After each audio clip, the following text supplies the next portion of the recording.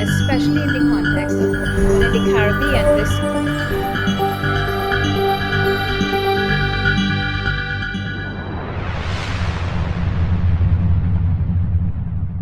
Happy New Year, everyone.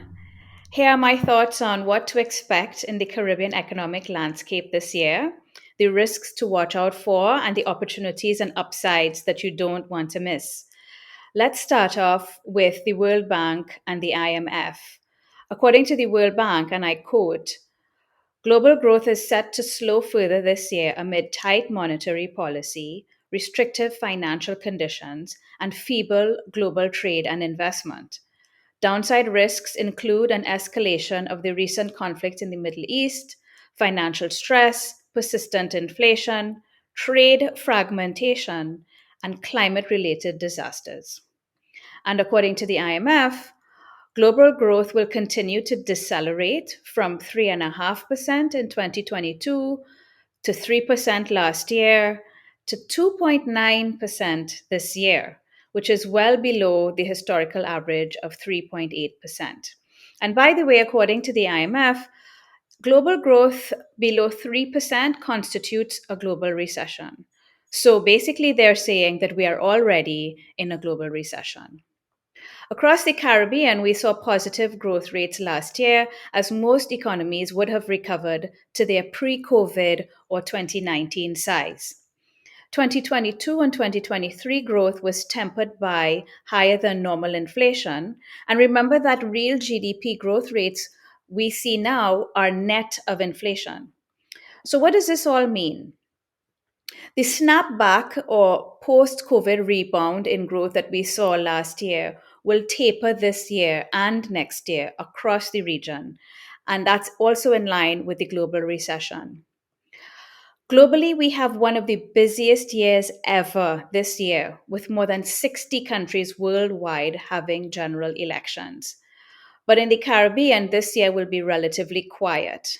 We have elections in the USA and therefore in Puerto Rico and the US Virgin Islands this year. We have elections as well in the Dominican Republic and in St. Martin on the Dutch side. Next year will be a massive year for elections in the Caribbean with Guyana, Suriname, Anguilla, Belize, Bermuda, the Cayman Islands, Jamaica, St. Vincent and the Grenadines, Aruba, and Trinidad and Tobago all having general elections next year. So we will be paying special attention to the fiscal spending taking place this year and looking out for the so called election budgets and other such policy shifts this year. I'm pleased to report that apart from possibly Haiti, all countries across the Caribbean are expected to experience positive growth this year, despite and tempered by the considerable headwinds we face from the climate crisis, global inflationary pressures, the fear factor, and of course, general global economic uncertainty. So, what are the challenges?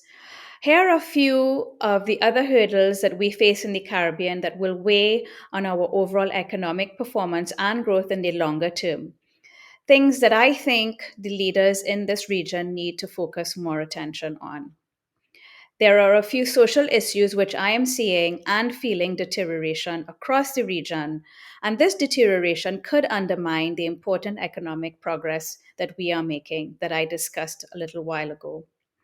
First, we can't make enough noise about this, which is the fact that most countries in the Caribbean, apart from Jamaica and the Dominican Republic, are not measuring poverty. And unless we measure it, meaning unless we know who is affected, where they are, what is causing it, we can't target the necessary interventions to solve poverty. And if our leaders can't or won't or don't solve poverty and improve the lives of Caribbean people, especially the most vulnerable people, then why are they even here? Because we elect them to improve our lives, not just a few, all of our lives. And next year, when most of us will be going to the polls, we need to ask ourselves, are we better off? Second, I'm seeing high crime and homicide rates persisting in countries across the region, although Jamaica notably saw a 7.8% decline in homicides last year.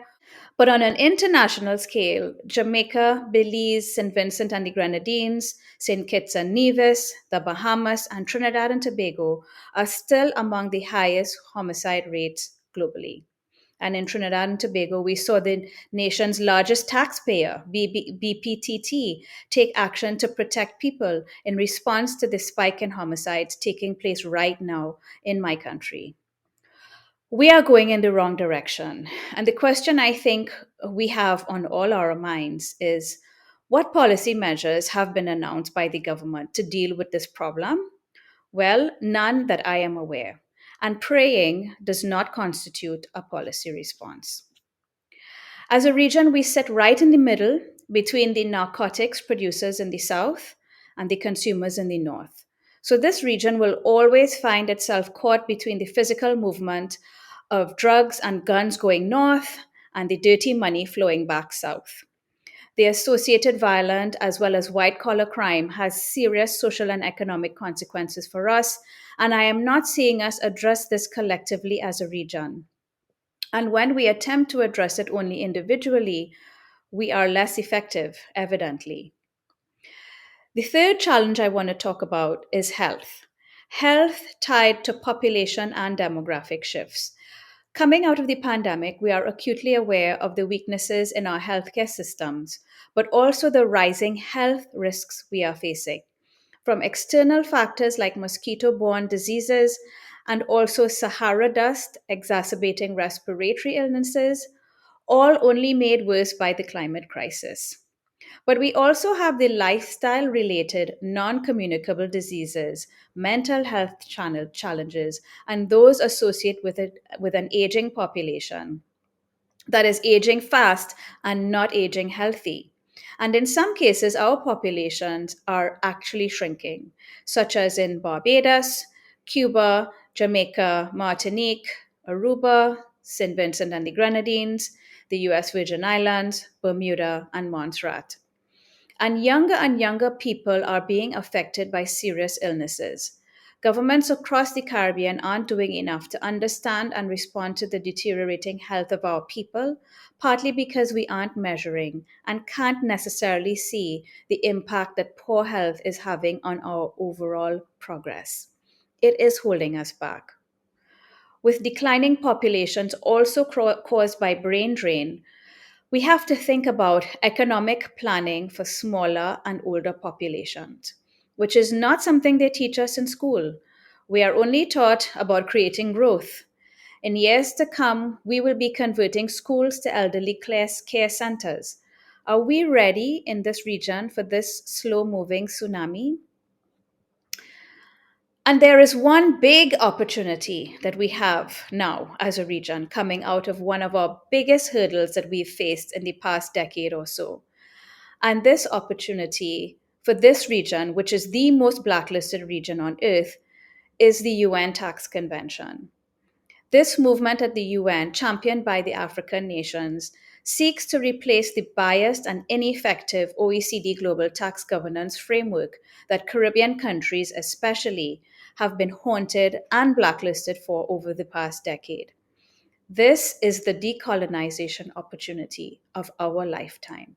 And I urge and encourage the ministers of finance in the region to reach out to CARICOM and UN representatives in New York and not only vote in favor of the UN tax convention, but support the important technical work that must take place this year.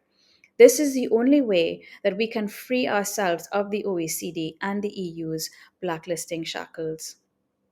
Now I will run through quickly my growth forecasts for specific countries across the region.